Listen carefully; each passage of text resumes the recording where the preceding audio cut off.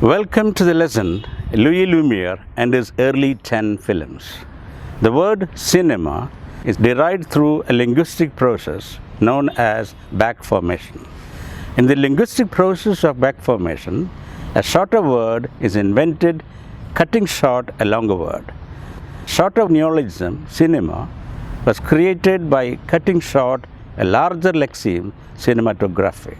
Cinematography was a new motion capture cum motion projector device invented by the French brothers Auguste Lumiere and Louis Lumiere in 1895. So let's salute the Lumiere brothers for paving the way for the arrival of the new word cinema, which has been remaining the most exciting word world over for the last 120 plus years. Interestingly, it has to be noted that the cultural produce cinema got its name from the name of the machine cinematography, which is used to make the product. Though there were simultaneous efforts by various inventors like Pierre Janson, Edvard Muybridge, Jules Marie, Augustin Laprince, and Thomas Edison, who tried to capture and show the motion pictures, it was with the arrival of the cinematography there was a definite scientific invention which addressed effectively all technological issues of motion capturing and motion projecting. If we accept the invention of cinematography as a definite technological milestone in the history of motion pictures, we can definitely say that the first ideal motion picture in the history of cinema is La Sortie de l'Usine Lumière, workers leaving the Lumiere factory, which was screened by the Lumiere brothers on 28 December 1895. Cinematography could capture and project 16 frames per second. On 13 February 1895, the Lumiere brothers got the patent for their cinematography. It is believed that the first ever shooting of motion picture with the newly invented machine cinematography occurred at the gate of the Lumiere factory at Lyon on 19th March 1895. The duration of the first ever captured motion sequence was less than a minute. The factory workers who were leaving the factory after their day's shift were the subject of the first ideal motion picture. Workers leaving the factory. 2 dogs, including a street dog, 3 horses pulling carts, and a pedestrian small girl also, an accidental chance to act in the first ever ideal film in the history of the world cinema. The French word cinematography means writing in movement. According to Robert Curley Manager, the editor of the book, The 100 Most Influential Inventors of All Time, it was Louis Lumiere who invented the cinematography. Ultimately, though both the brothers were trying to invent a machine that would solve the problems of Thomas Alva Edison's P-hole projector, kinetoscope. Edison invented the kinetoscope in 1891 and had started commercial exhibition of its films in 1894 in New York. The Lumiere factory in Lyon, which was known as Société Antoine Lumiere Fields, was a world leader in the production of photographic plates. The factory was started by the Lumiere brothers, Father Charles Antoine Lumiere. Antony had begun his working life as sign painter. In his early 20s, he taught himself photography and set business as a portraitist in Biscarrosse.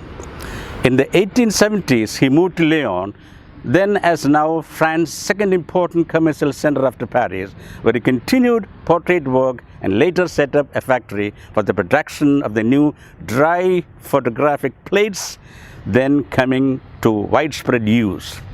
Robert Curley Manager notes that, I quote, the Lumiere apparatus consisted of a single camera used for both photographing and projecting at 16 frames per second.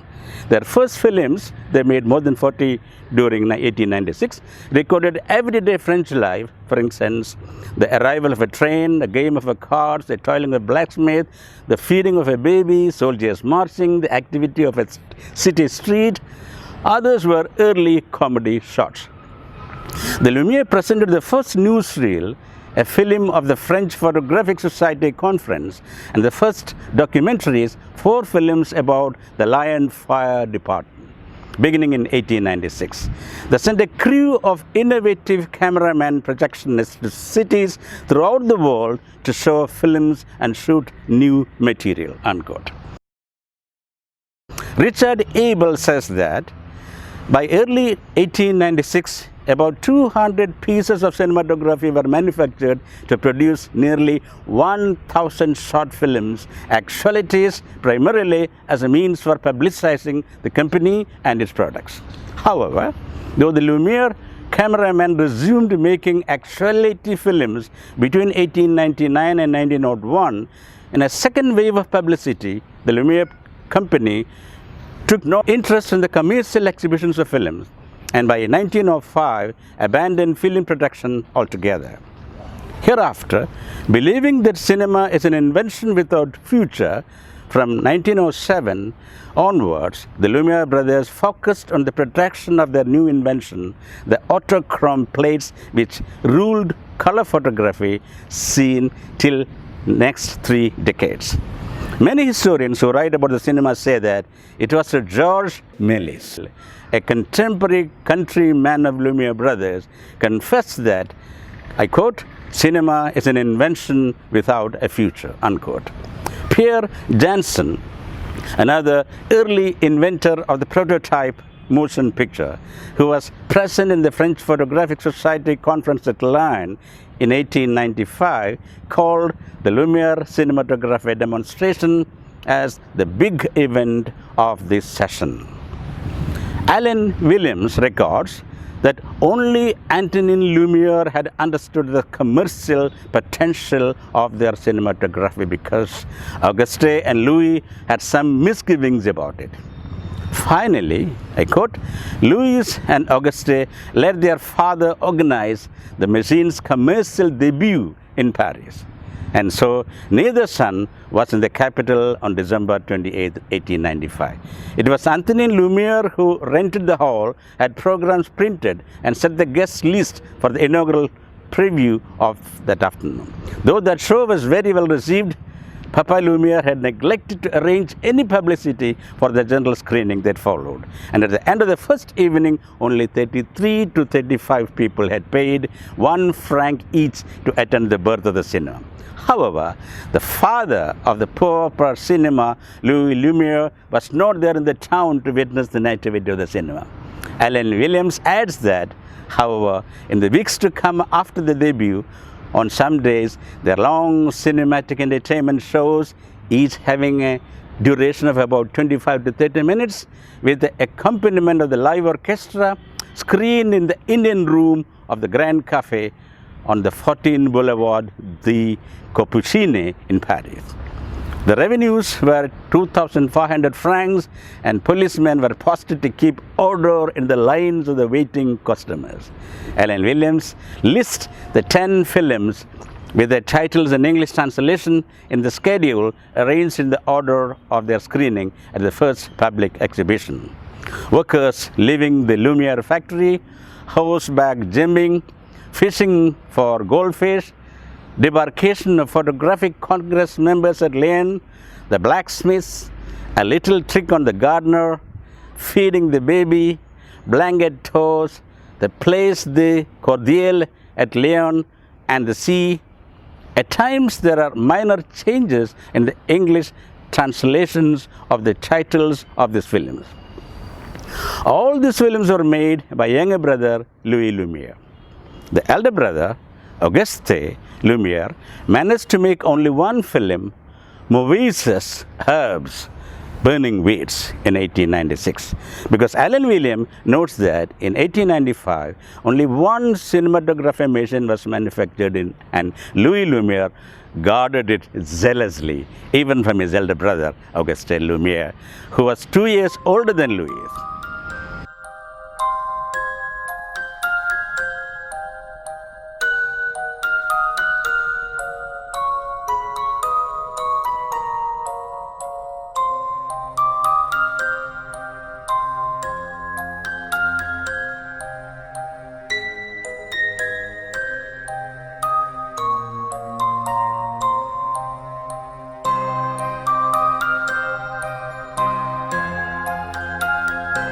What are the most important qualities of Lumiere films? Alan Williams says that, I quote, "The most obvious virtue of Lumiere films is their careful composition." Louis Lumiere was a devoted amateur photographer and the son of a professional one. The images are balanced without being mechanically symmetrical.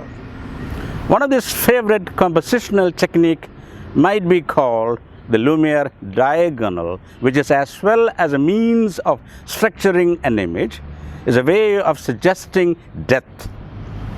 Often, the diagonal component will be an axis of motion, as in the arrival of the train.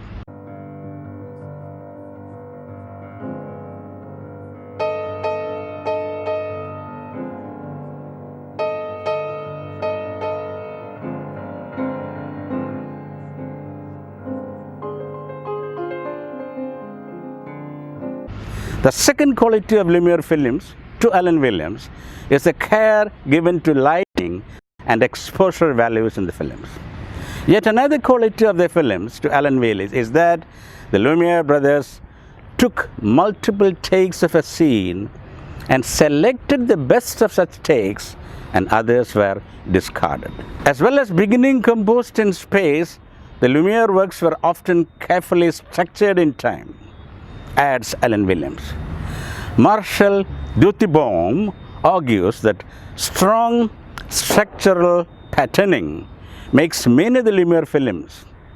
For example, Workers Leaving a Lumiere Factory begins with the Lumiere factory doors opening and ends with their closing, an action which returns an image to precisely its initial configuration. One of the ways to sum up the basic formal characteristics of his films would be to say that Louis Lumiere was the first great exponent of the strong French tradition of the integrity of the shot, which would continue long after he and his operators ceased filming, unquote. Terry Ramsay notes that before the first ever public exhibition of cinematography and the screening of films, a little exhibition was given in Laon, planned, of the Lumieres on 2nd March 1895. The second exhibition of the machine was given on June 10, following at the Congrès de l'Union Nationale de Sociétés Photographiques de France. And 2 days later, on 12th June, at the closing of the Congress, 2 films showing the members of the gathering taken the day before were shown. So, altogether, 3 private exhibitions were held before the photographs was presented before the public on 28 December 1895. Now, let's look at some of the salient features of some of these early Lumiere films. We can call the early Lumiere films as one-reelers, which lasted from 40 to 50 seconds only, because the Lumiere cinematography could be loaded with a maximum 70 meters of film stock, or probably the maximum length of the then available celluloid was 70 meters. All of the early Lumiere films are summer films. What could be the reason for this? Obviously, Lumiere brothers shot all their films outdoor in daylight. So, dependence on natural sunlight prompted them to shoot during summer. If we watch their early films closely, we can see the shadows created by the sunlight on land under the figures that are captured cinematically. The Lumiere camera in all the early films remained immobile. There are many reasons for this fixed camera position. As it was the early stage of their experiments with the newly invented machine, any effort to jerk more or shake the camera would prove catastrophic, spoiling the shot. Movies never were silent right from the time of Lumiere brothers. Of course, soundtrack was not an integral part of the photographic film then. However, a public show, even if it is a film show, always would be boring without some accompaniment of music. Therefore, right from the first public screening of film onwards, the projectionist engaged orchestra to play right tunes according to the scenes shown. So in the early history of cinema, both the visual and the audio existed together but had not yet wedded. That eventful wedding happened only in 1927 when the first talkie, The Jazz Singer, was released. With Jazz Singer, the soundtrack was wedded with the celluloid.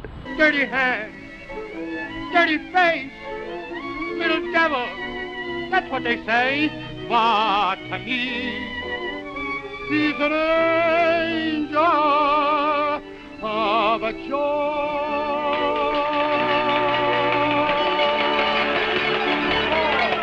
Realism was another feature of Louis Lumiere's early films, which distinguishes them from Thomas Alva Edison's early films that predate Lumiere films.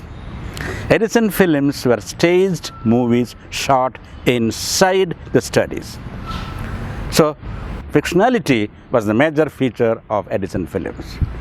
Louis Lumiere captured everyday lives around him. Of course, some of these films were pre-planned, but set in realistic backgrounds with real-life occurrences. Keith Withall states that, a quote, the growing Lumiere catalogue constituted over 2,000 titles by 1903. An important factor in the Lumiere success was their position as established businessmen with ready access to capital. Thus, they were able to carry the cost of research and development as they established their new venture. The bulk of their catalogue was actualities which were records of real-life events as they happened. The Lumieres are often seen as the founders of what we call realism, moving images of a world that we recognize and assume is more or less accurately recorded. Workers leaving the Lumiere factory.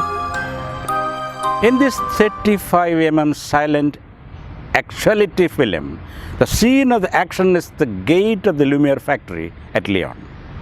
The camera is placed opposite to the factory gate, about 10 meters away. As cinematography at that point had no lenses which could change the focal length, we can call the shot used in this film as long shot. It is to be noted that the natural sunlight is now in the direction of the factory gate and coming from the same direction where the camera was put. This positioning of the camera ensures clarity to the shots. The workers are shown coming out of the factory both through the large and small gates simultaneously. Definitely, it's a stage sequence as the workers rush out en masse immediately after the gates were opened, as if they had been instructed beforehand to do so. And everyone seems to be aware of the fact that they are being shot with the cinematographic camera because none of them came straight to the camera. Instead, obediently each one of them either moved to the left or right of the scene. To bring in more realism to the shot, Louis Lumiere stages a couple of dogs and a few horse-pulling carts to come out of the factory. But one of those horses comes too close to the camera, but then led towards left by the horseman riding the cart. The presence of a couple of cycle riding workers and the carefree street dogs that at times give a short chase to the workers rushing out give extra live action to the scene. The existence of multiple versions of this film with minor version points to the fact that Louis Lumiere had captured many takes or retakes from the same scene. In some versions, only a single horse-drawn cart is seen. In another version, a cart pulled by two horses is seen coming out of the gate. In the third version of the film, there is no horse cart at all. Therefore, the popular way of distinguishing these three versions is no horse version, one horse version, and two horse version. In the one horse version, there are two bicycle riding employees. In the two horse version, there are three bicycle riding workers. But in no horse version, there are 5 bicycle riding employees coming out of the Lumiere factory gates. Therefore, we can rename these 3 versions as 2 bicycle version, 3 bicycle version, and 5 bicycle version respectively. And each version shows more than 100 to 140 workers coming out of the gate. However, in all these versions, female employees outnumber male employees.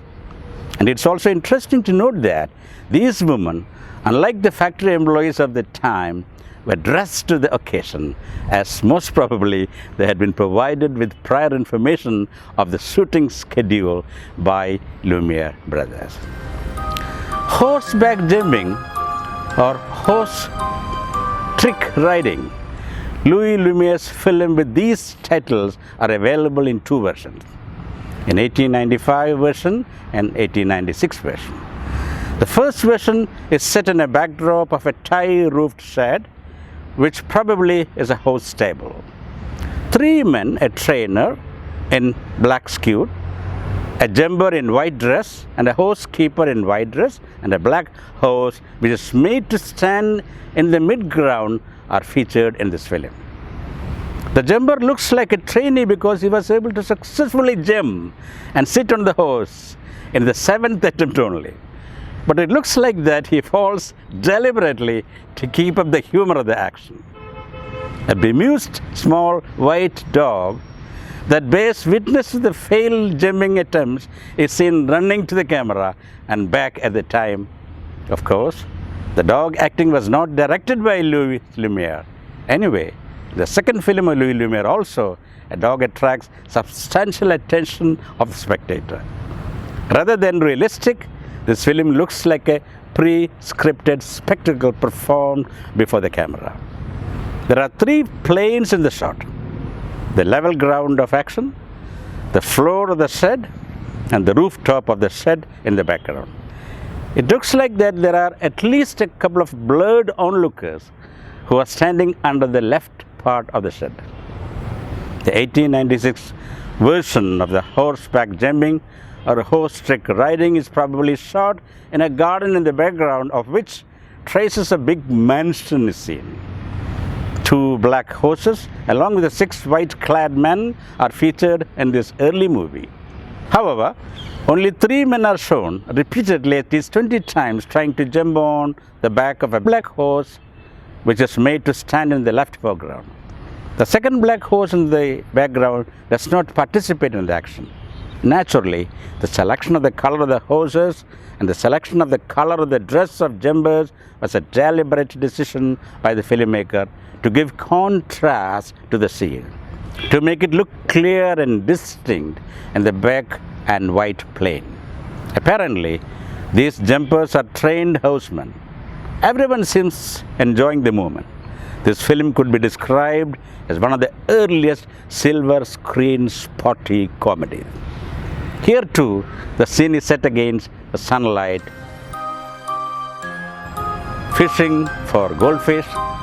Fishing for Goldfish is another movie album of the featuring 2 members of the Lumiere family.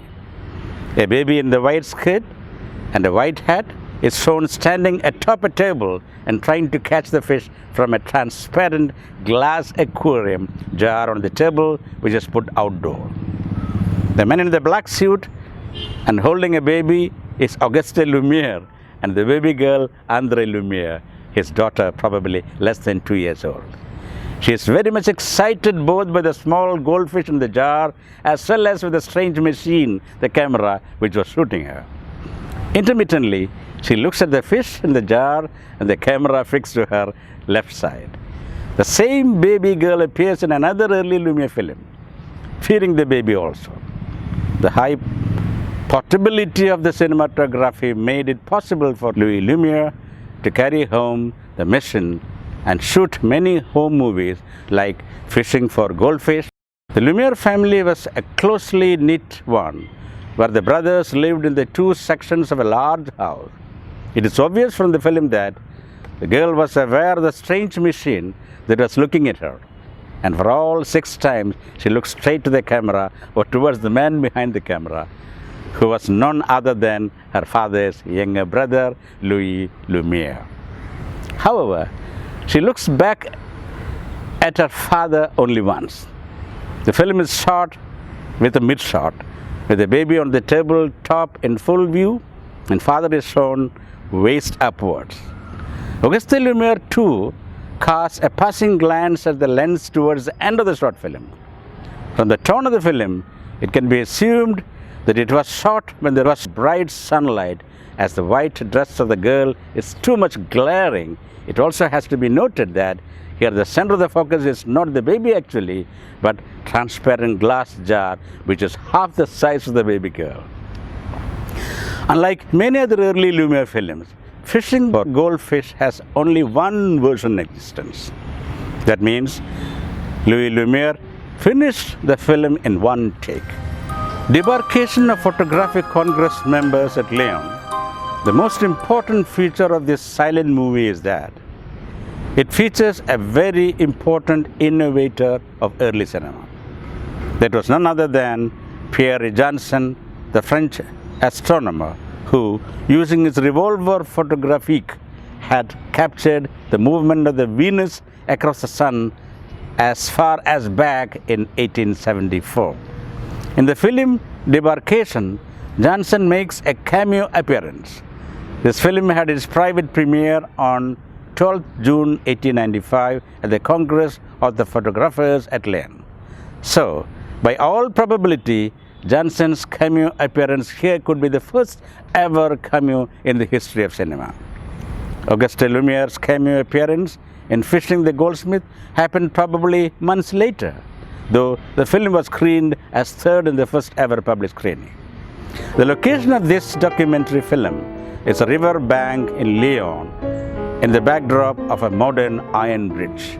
The delegates of the Photographic Congress are seen coming out of a big modern bridge across the river. There are about 55 delegates, including 5 women.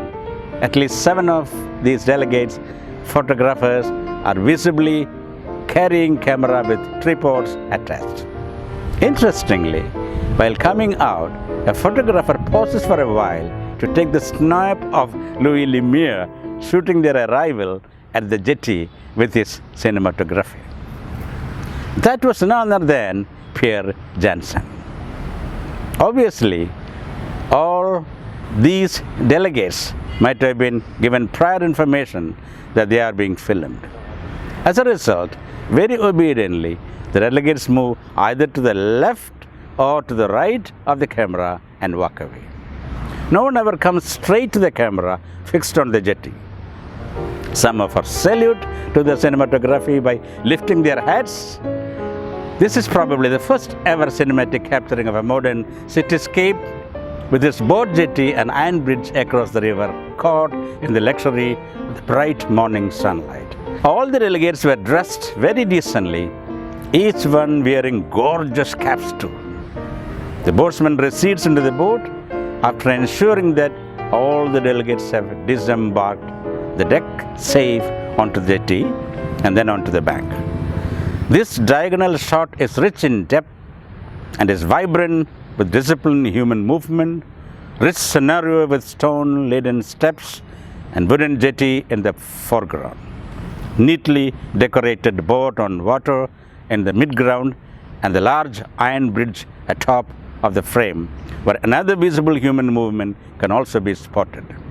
Future filmmakers like Sergei Eisenstein and Walter Ruttmann might have referred to this film to capture the dynamism, depth and multi-layered topography of the cityscapes in the films like Battleship Potemkin, 1925, and Berlin Symphony of a Metropolis, 1927. The Blacksmiths. The Blacksmiths is the first film on a workplace. It features 2 blacksmiths busy in their workstation. However, we cannot say that this film was shot indoors of their forge or smithy. The dark show of one of the blacksmiths is seen on the wall in the background. It suggests that to ensure sunlight, Louis Lumiere might have requested the smiths to shift their equipment outdoor temporarily. One of the blacksmiths is seen wearing a spotless white shirt. This could also be directorial suggestion in order to bring in more contrast inside the frame to make the black and white film look clearer. In many other early films also, Louis Lumiere seems to have instructed his subjects to wear black and white dress so as to distinguish them from other subjects in the frame. The smoke from the forge while triggering the fan, the vapors emitting out of the water container while quenching the hot metal, the color of the hot iron rods, the powerful hammering of the hot iron rod on the anvil, etc., makes this film very engaging with different tonal variations each second. This is a rudimentary example of a process film which was later perfected by Dutch documentary filmmakers like Bert Hanstra in his films like Glass.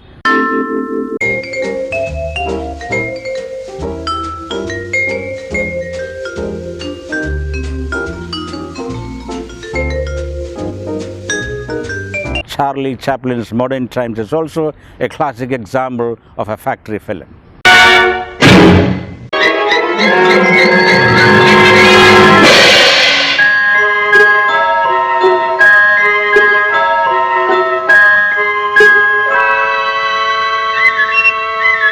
At the end of the film, a third man was partially shown pouring a glass of wine to the hammer-wielding blacksmith. The rich, thick, white vapor emanating from the container when the red-hot iron rod was put into it reminds me of the dust-filled frame in Louis Lumiere's another later film, Demolition of the Wall.